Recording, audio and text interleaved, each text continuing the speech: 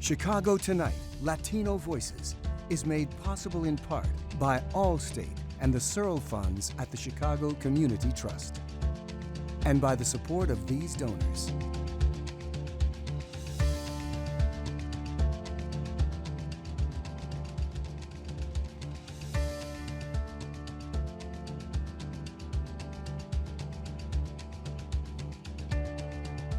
Good evening y bienvenidos to Chicago Tonight, Latino Voices. I'm Araceli Gomez Saldana, host and reporter with WBEZ. Thank you for sharing part of your weekend with us. On the show tonight, the sweeping infrastructure law is sending billions of dollars to Illinois for road, transit, and water service upgrades. Are businesses ready to handle the work? Epilepsy affects more than 400,000 Latinos nationwide. Local clinicians share resources for managing the disease. Minnie Minoso, the Latino Jackie Robinson, gets another swing at a Hall of Fame berth. A three-day holiday celebration offers Chicago the gift of music, food, and entertainment. I built this place with my kid who was 1 crawling on the floor and no one was coming in, so we lived right above for 3 years. And meet a local entrepreneur who's pouring his love of bikes and coffee into a business. First off tonight, local engineering and construction firms are gearing up for big business. That's after President Joe Biden signed the $1 trillion infrastructure bill into law this week. The plan will send billions to state and local governments across the country for long-needed upgrades, including $110 billion for roads and bridges, $66 billion for railroads, $39 billion for public transit, and $55 billion for improvements to water service infrastructure. $17 billion of those dollars are headed to Illinois, adding to the $45 billion the state is already spending on infrastructure. Joining us now with more are Dana Toscano-Harder, president of the consulting firm In-Depth Chicago, Lourdes Gonzalez, Senior Vice President with the professional service firm Primera Engineers, and Jaime De Paulo, President and CEO of the Illinois Hispanic Chamber of Commerce. Jaime, I'd like to start with you. Are Illinois construction and engineering firms, in particular Latino-owned firms, ready to take on all of these projects? Well, thank you so much for having us in this incredible panel, especially this incredible 2 women panelists. It's always a pleasure serving the community. Yes and no. That's a yes and no question. It just depends on where the company is at. And I hope, I hope they're all ready, and I want to hope and I pray that everybody's ready to access those dollars, because the money is coming soon. And the development is going to happen sooner. So I just hope everybody reaches out, organizations like ours that has the infrastructure and the programs to make sure the particular companies are properly certified and properly bonded. So that's the key. So if you have a construction firm, if you want access to this particular dollars, you need to start thinking certification, MBE, or bonding. Yeah, and like you said, this money's coming soon. Dana, these projects will also mean thousands of jobs in the trades. Are there enough workers to fill all of the roles? We keep hearing about shortages. That's a complicated question. I do think that there are enough workers available, but I think there needs to be some drastic improvements in means of access to those workers. In my professional experience working for contractors and with contractors over the last 25 years, if a contractor's calling and they need workforce on a Tuesday, they need them Wednesday morning. So there's a lot of planning that goes on, and sometimes workforce gets lost in the mix. So we need to find ways to connect the contractors who need the personnel to ensure that they have, basic things like PPE, transportation, things of that nature.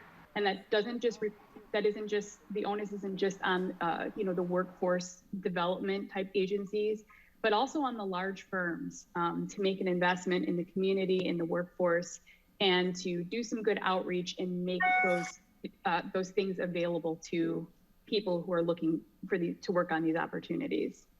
Can you give us any examples? Or there's something that you see that they just need to make sure that they provide to make sure that they get the workers? Sure. I mean, in my experience, I've worked in a lot of different programs where diverse and disenfranchised individuals have qualified for programs to work in a labor capacity. And people aren't often comfortable saying, I can't afford work boots. I don't have a ride to the job site. I don't understand how to read plans and specifications. And there's the immediate concerns. It's being so overwhelmed when they get on the job site. And I think making those basic needs available to people, just very simply, maybe some of the larger firms, this might seem very rudimentary or I'm, oversimplifying obviously, but buy some buses and make an opportunity available to get those people to the work, to the work sites. And I know that there's major developments and all kinds of things that are in play to help remedy this issue of accessibility, but we need to put workers on the ground now, and we need to help them. And also, just understanding the long-term opportunity. A lot of people aren't comfortable leaving, maybe a lower paying job where they know they're going to get those 40 hours a week, to leave it to make $45 an hour for 3 months because they don't see the long-term opportunity. That's not their situation. That's not their conditioning. So that's support. True. That's support true. to understand that. All good points. And Lourdes, I want to bring you in because, of course, we just heard workers, but it's also going to take not just tradespeople, but civil engineers to get some of these projects done. I'm wondering, what does the pipeline look like for Latino engineers at this moment? Well, having qualified engineers is always a challenge, and the challenge is becoming more difficult every day. That's why we have started and have for many years started in the middle school level to get kids, Latino kids in particular, involved and learning about STEM careers and seeing role models that look like them so that they can understand that that is a path for them, that they can be an engineer, that there are other people that look like them that have these great jobs. And we have to continue to do that with Latinos in particular, because they're still a very small percentage of the overall engineering and architecture profession. And we need to change that. Yeah, so planting the seed pretty early on. Yeah. Jaime, are there, I was going to go to you. Are there any barriers for Latino-owned businesses to get some of these projects? You mentioned it earlier, you want people to reach out. Yeah, well, of course, there's a bunch of barriers for minority-owned companies to access those contracts, but the key here is to work with the right agency is going to help you and allow you to have everything ready from the opportunity comes. And like my friend Lourdes was talking about opportunities in school, yes, we are about to sign an MOU with the University of Chicago in Illinois to allow those engineering schools to become, and companies like Primera and many others, to become mentors of those particular students. And that's how we're going to create a pathway for jobs for this particular young and Latino engineers to get access to those jobs. So that's the key. Yeah, Dana, back to you. What advice do you have for small contractors who want to get in some of these contracts? I would say do some homework on what agencies you feel comfortable working for. Also to spend this time to ensure that your internal infrastructure has the appropriate processes and procedures in place to be able to sustain, working on some of these, the infrastructure type contracts. If you're going to be transitioning into government contracting as a result of this infrastructure bill, or just widening or scaling your presence, if you don't have the right procedures in place, you're not going to be successful. You're not going to be profitable. Your risk is compromised. So I think, and also too, as I'm saying, to get to know the agencies, learn how to read the plans and the specifications well, because it doesn't really matter if you're the prime contractor, the prime consulting firm, or a third tier, subcontractor. Everybody has access to the same information. So understand how to read those contracts, understand the subcontracts you're signing. And it doesn't have to be every paragraph or every word, but and also to be able to find what info you need to even understand do I know what I'm getting myself into, and is my company capable of performing? Great. Well, thank you. And that's all the time we have today. But our thanks to Dana Toscano Harder and Lourdes Gonzalez and Jaime DePaulo for joining us. Thank you. Legendary White Sox player Minnie Minoso is getting another swing at a spot in baseball's Hall of Fame.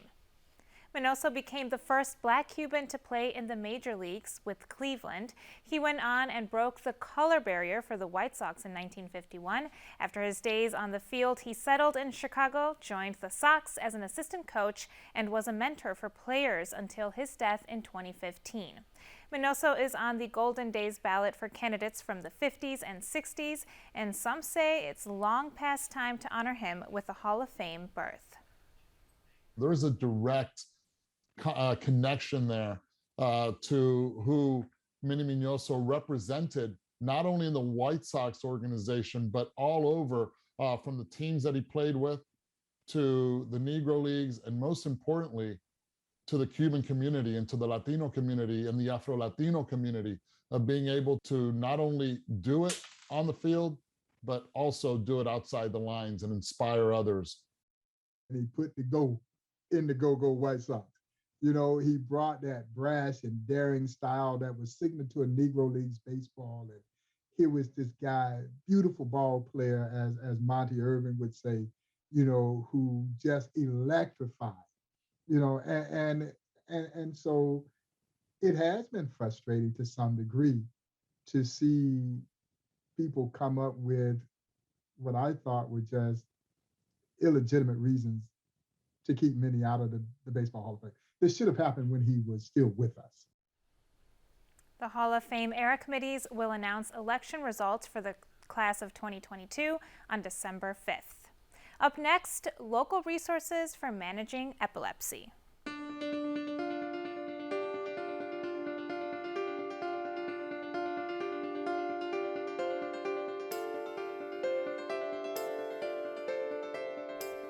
Nationwide, more than 3 million people have epilepsy.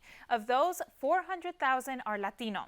The neurological condition causes seizures as a result of a genetic disorder or injury to the brain. And while epilepsy can cause difficulties for those diagnosed with it, Latinos face an additional range of healthcare barriers. According to a Kaiser Family Foundation study, 25% of America's Latinos are uninsured. 25% have no usual source of health care, and a Harvard analysis concluded that Spanish-speaking Latinos receive 1/3 less care overall as a result of language barriers with healthcare providers. Joining us now with more are Dr. Adriana Bermeo Ovalle, Associate Professor in the Department of Neurological Sciences at Rush University Medical Center, and Agatha DeMarchi, a bilingual clinician with the Epilepsy Foundation of Greater Chicago. Dr. Bermeo Ovalle, we'll start with you. Can you explain for us what epilepsy is and what causes it? Yeah, thank you, Araceli. It's a pleasure to be here. Epilepsy is a disease of the brain that is caused by excessive electrical activity of the brain that can activate areas of the brain in an unnatural way at the moment and causes seizures, which can present different to different patients, but basically they're overactivation of specific places of the brain or the whole brain. Epilepsy can be caused by multiple brain injuries.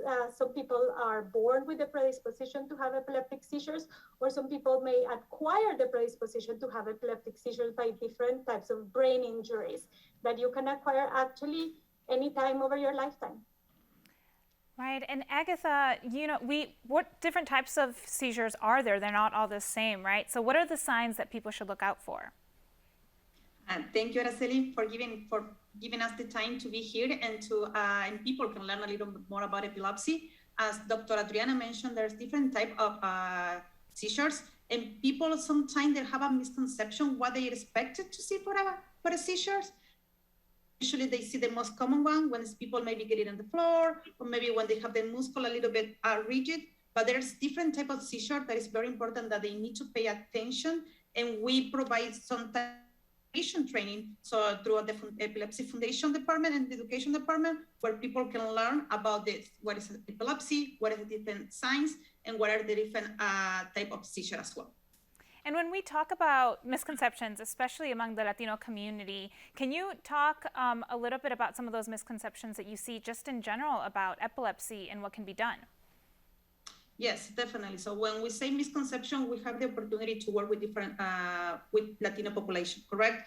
And unfortunately, when they came to this country, so they think that maybe going to either to the hospital or maybe to see a psychiatric or maybe to see a therapist, that is not the most appropriate way to go to fight for this condition. And sometimes they don't know that they have a seizure and they didn't go to the hospital. So because there is language barrier, because they don't know that there are resources for them. And that is something that the Epilepsy Foundation, we always try to provide those resources. That's the reason why we have a training and services in Spanish, where people can feel that they can speak their own language, and we can create like a bridge for them and with them in order to overcome those barriers as well.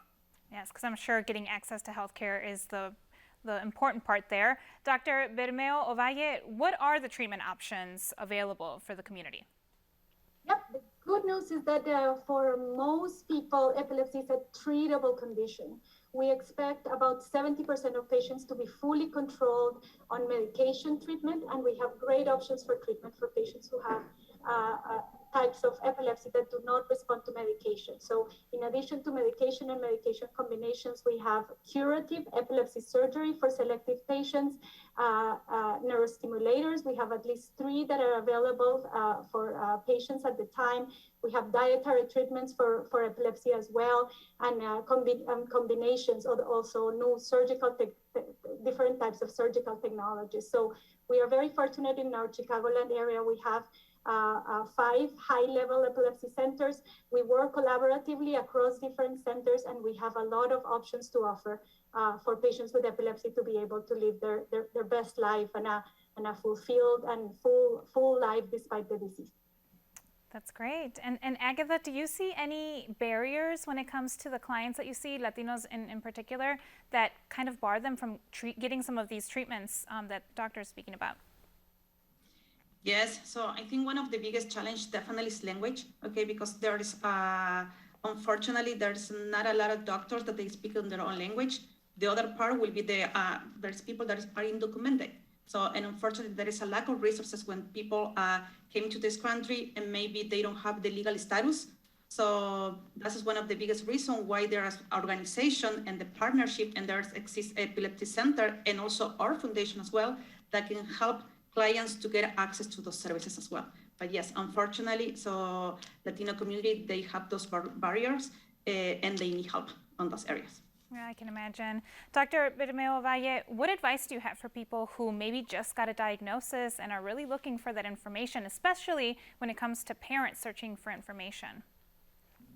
Yeah, I think that your provider is your first line of education and care. Foundations like the Epilepsy Foundation do a wonderful job. The epilepsy.com, which links all the information for patients. And, you know, I always tell my patients to be careful and selective in where do they get information from the internet, for example. Epilepsy.com, I think, is a good place to go because it's very well informed together with the epilepsy physician community and also supported by the Epilepsy Foundation as well. I think your provider is usually the best source of education and information. I would say most patients with epilepsy will need support from their primary care doctor, but also from neurologists, from a pediatric neurologist. We have wonderful groups of patients and groups of support. And this month in particular, we want to raise awareness about all the resources and wonderful people that work together to improve the quality of life and outcomes for these patients. Yes. Getting that information from a trusted, reliable source, correct? Absolutely. Our thanks to Dr. Adriana Bermeo Ovalle and Agatha De Marchi. Thank you so much. Thank you. Thank you. The Chicago Latino Theater Alliance is bringing some sazon to Chicago's holiday season with the free outdoor entertainment series Destinos al Aire, a holiday extravaganza. The celebration spans 3 Fridays, kicking off November 26th at Millennium Park with a holiday sing-along. On December 3rd, an outdoor market will be live with entertainment at the Humboldt Park Boathouse. And on December 10th, the market and entertainment moves to Harrison Park in the Pilsen neighborhood. The Latino Theater Alliance says the events are a way to bring holiday spirit to Chicago while celebrating the diversity of the city's Latino cultures. This year is the first year we're doing a holiday version and partnering with the Chicago Park District. So it's part of the Nights Out in the Park. What's so exciting about the Millennium Park is that it's the Mexican posadas, cuerdas clásicas, and then we have the Puerto Rican parranda. It's Frankie Diaz and su trio featuring Millie Santiago. So that's, it's improvisational, call and response. It's going to be really fun and something different. For Humboldt Park, we're really excited. We're going to have Las Bomplaneras. So they're going to bring the heat right there with the beautiful bomba en plena music. We also have Cepillao, which is a Venezuelan group. So we're really excited about them. And La Vuelta, that they're put on by Urban Theater, and it's an aerial movement performance. And Gwen La Roca, we're so thrilled to have Gwen La Roca because she's the first Chicago Latina to win her own HBO comedy special. Harrison Park, we're going to have Mariachi Las Sirenas, which is really great. Also, Teatro Vista storytelling, and Teatro Tariacuri from Marquette Park that's going to be doing a Mexican nativity scene. So it's really just like a fun celebratory experience, and they could see the diversity of Latino culture because it's not just Mexican and Puerto Rican in Chicago. We have, Colombian, Venezuelan, lots of other Central American, South American, and Caribbean culture. So it's a great place to come out and just see the diversity and the beautiful community we have. Again, the first Destinos al Aire event takes place on November 26th, and you can find more details on our website. There are numerous coffee shops and bike shops all across Chicago, but one local entrepreneur is pouring his love for both the activities into his business in Lakeview. Chicago Latino's Joanna Hernandez met the business owner to learn more. Michael Salvatore has combined two things he loves, coffee and bicycles. The idea of pairing bikes and coffee actually came about because we did a lot of street fairs, we did a lot of festivals. We couldn't afford rent there, obviously, in New York. It was really easy to see how people were engaging with me when they had drink or coffee in hand. And I thought, you know what, let's create that environment permanently. Salvatore is a fifth-generation Chicagoan, but when he lived in New York, he and his buddies started a bicycle business from his basement. That concept slowly evolved when he opened his first shop, Heritage Bikes and Coffee in Lakeview. For me, it was just a term to celebrate not only my family heritage in Chicago, but also the cycling heritage. In Chicago, we have come from a rich history of Schwinn, of Murray, of all these manufacturers that once used to be here, the epicenter of cycling. The mashup is pretty simple. Customers can come in and enjoy a cup of coffee while checking out a variety of custom-made bikes. There's also repair assistance, or just come in, sip a cup of Intelligentsia coffee, and hang out. What's cool about it is that you come in as a customer and you ride all the bikes. We have 5 different models. You can see all the frames up there. But you ride the bike, you pick which one, or you work with a mechanic to pick which one that works best for you. And from there, you build it out. What started as a small coffee and bike shop in 2012 has grown into its own brand. We have this space here, and actually during COVID, we expanded, so we used to have an office here. We turned this into the bike room. The bike room used to be right here. This used to be an office and some seating over there, but now, because of the bike demand actually this past couple years, we've had to expand the bike room. Despite the hardships of the pandemic and the supply chain challenges, Salvatore has managed to stay afloat, opening other businesses around the city. We started with this. This is our moment. This is our big bang. And from here, we created a bunch of little universes that we have all over the city, from little coffee shops to big coffee shops to bars to diners. So it's become a hospitality company on its own, which is super exciting. But it's the essence of the shop that Salvatore says makes it special, paying homage to his roots. These old record players are from my parents' basement, from my great-grandparents who lived in Chicago. They're just building dust in the basement of my parents' house. Does it make you feel good when they're like, yes, this is totally. What I It's want? unbelievable. I mean, I still can't get over the fact that people actually buy the bikes that we make, which is super cool, and I'm always appreciative of it.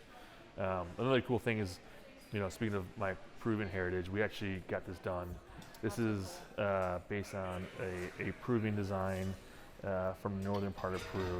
My mother's from. So we put it on here, and we're actually making our first run of bicycles made by hand in Lima. Wow. Yeah, so they're coming over here early next year. It'll be our first kind of outside of Chicago made bike. Salvatore is now proud to set roots in his hometown and locally manufacturing one-of-a-kind bikes, hoping to inspire others to start riding a bicycle. It's never been about the performance of a bicycle for me. It's always been about the lifestyle of a bike. And I think that's what carries on in what we're trying to do. For Latino Voices, I'm Joanna Hernandez. In addition to Heritage teaming with Intelligentsia to create a roast for the brand, Michael Salvatore says he's looking forward to expanding the concept of enjoying a drink while shopping. And that's our show for this weekend, and you can watch me hosting Weekend Edition Saturdays and Sundays, as well as my reporting during the week on 91.5 WBEZ. Now, from all of us here at Chicago Tonight, Latino Voices, I'm Araceli Gomez Saldana. Thank you for sharing part of your weekend with us. Stay healthy and safe. Buenas noches.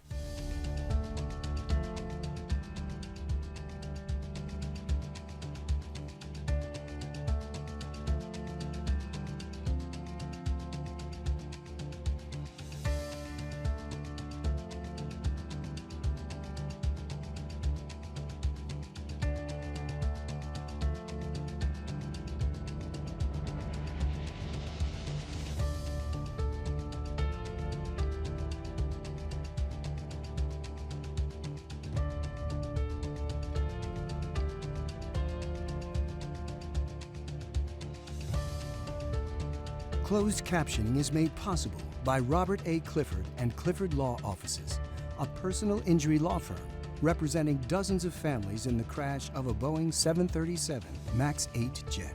Mr. Clifford is the lead counsel in litigation in federal court in Chicago.